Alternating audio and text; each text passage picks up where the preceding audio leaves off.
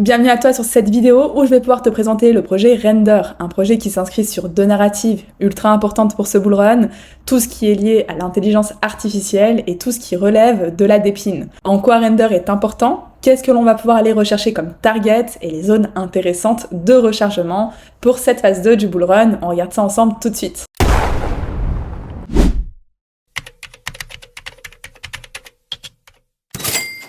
Avant de passer à l'analyse technique T-Zoom sur Render, comme vous le savez, pour que l'intelligence artificielle puisse fonctionner, nous avons besoin également de puissance de calcul.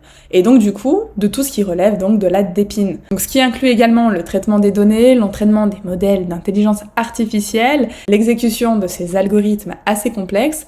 Plus les modèles d'IA vont être avancés, plus les volumes de données vont être grands, plus la puissance de calcul requise va également être élevée. Donc la question que l'on peut se poser, c'est en quoi Render va pouvoir répondre à cette problématique. Render Network va pouvoir offrir une solution totalement décentralisée, économique, pour justement fournir la puissance de calcul nécessaire au développement et à l'exécution des applications d'intelligence artificielle. Donc pour te faire ultra court, Render Network, c'est une plateforme blockchain qui utilise le token Render pour connecter les propriétaires de cartes graphiques puissantes, donc ce qu'on appelle également les GPU, si tu ne connais pas ce terme, avec ceux qui ont besoin de puissance de calcul pour le rendu 3D. Donc du coup, les utilisateurs peuvent louer leur GPU pour gagner des renders, et tu l'as compris, ceux qui ont besoin justement de cette puissance payent en render. Donc concrètement, qu'est-ce que l'on va pouvoir attendre sur Render? Donc si Render est bien le leader de ces deux narratives, on pourrait chercher de très belles performances. Donc Render, on a eu une première phase d'accumulation et puis une réaccumulation à la cassure de cette dernière,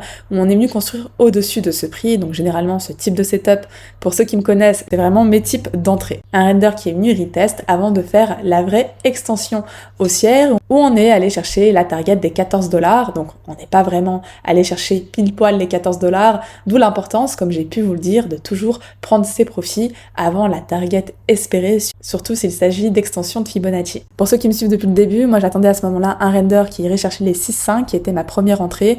On est venu nous déclencher, on a fait pratiquement, me semble-t-il, un 80%, et puis on est revenu plusieurs fois sur ces zones qui m'ont servi de zones pour trader render, et puis par la suite, le fait d'avoir échoué à clôturer au-dessus des $12, c'est-à-dire on aurait aimé voir un render assez fort, qui reste au-dessus pour avoir la puissance d'aller chercher la cassure de la TH et donc les targets que je vais pouvoir vous présenter tout à l'heure, le fait d'avoir invalidé, d'être revenu chercher les premiers prix d'entrée et surtout d'avoir eu une telle faiblesse, c'est une faiblesse qui m'indique effectivement on va pouvoir aller chercher le second niveau. Donc j'avais averti dans le club que le second niveau était le niveau des $4.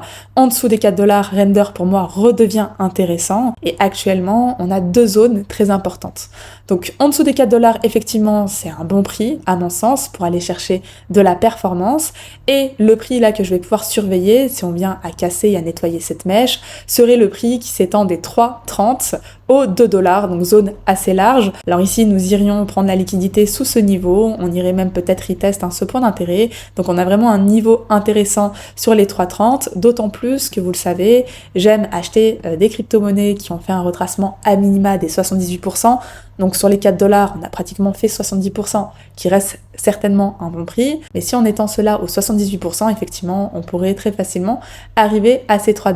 Ça, c'est la première zone où l'on pourrait avoir quelque chose de similaire. Donc on vient chasser la liquidité de ce niveau, on vient retest toute l'ancienne zone d'accumulation qui est celle-ci, qui coïncide également avec ce point d'intérêt, où on irait construire avant potentiellement de pouvoir repartir à la hausse. Seconde zone que l'on pourrait surveiller, si et seulement cette zone venait à être cassée, c'est la zone des $1, qui serait vraiment la zone extrême à mon sens, où on reviendrait retest l'accumulation, la première, l'originale, qui a donné toute cette extension haussière. Sur du plus court terme, ce que l'on pourrait également regarder. Alors ici on a une mèche, généralement le prix aime aller nettoyer ce type de zone.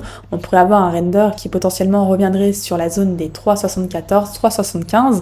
Il faudrait alors attendre une confirmation en plus petite unité de temps pour avoir une structure qui se renverse. Et ici effectivement on pourrait tenter un trade sous render. Si toutefois on n'a aucune réaction, on a un cours qui est assez faible et qu'on vienne construire en dessous, effectivement c'est bien la zone que je vous ai présentée que l'on va pouvoir aller rechercher. Alors En termes de target, qu'est-ce que l'on va pouvoir aller rechercher? Donc déjà, pour que Render puisse partir à la hausse, il faudrait absolument venir renverser la tendance et venir casser le niveau des 7 $. Dès le moment où on va avoir un Render qui va pouvoir structurer au-dessus, donc au-dessus de ce niveau, une construction et pas une prise de liquidité, on aura assez de force effectivement pour continuer la hausse et aller chercher au minimum pour moi la target des 11 $, des 12 $, qui sera la target à venir franchir. Et si on a une construction au-dessus, effectivement, on va pouvoir casser l'ATH.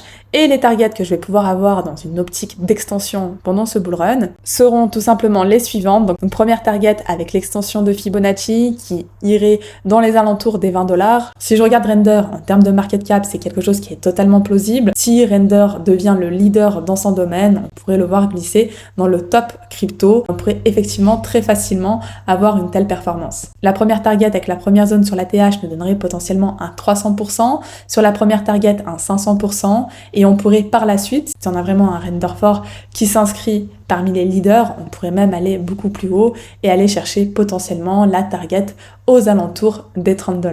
Donc j'en ai terminé pour cette vidéo, dites-moi si ce type de format vous plaît, auquel cas je pourrais en faire d'autres sur les crypto-monnaies que vous aurez sélectionnées, n'hésitez pas à liker, à vous abonner, ça donne toujours de la force, et je vous dis à très vite pour les prochaines.